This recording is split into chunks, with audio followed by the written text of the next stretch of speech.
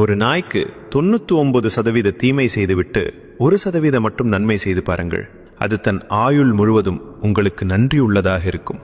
ஆனால் ஒரு மனிதனுக்கு 99% நன்மைகளை செய்துவிட்டு எதிர்பாராமல் 1% தீமை செய்து பாருங்கள். அவனை விட ஒரு கொடிய எதிரியை உங்கள் வாழ்நாளில் நீங்கள் கண்டிருக்க முடியாது. மனித மனதின் அகராதியில் செய்த நன்றிகள் எல்லாம் கடந்து போனவை, நடந்த ஒரு தவறு மட்டுமே நிலைத்து நிற்கும். மனித இயல்பு இப்படித்தான் என்பதை உணர்ந்து கொண்டால் உறவுகளில் ஏற்படும் ஏமாற்றங்கள் உங்களை அதிகம் பாதிக்காது.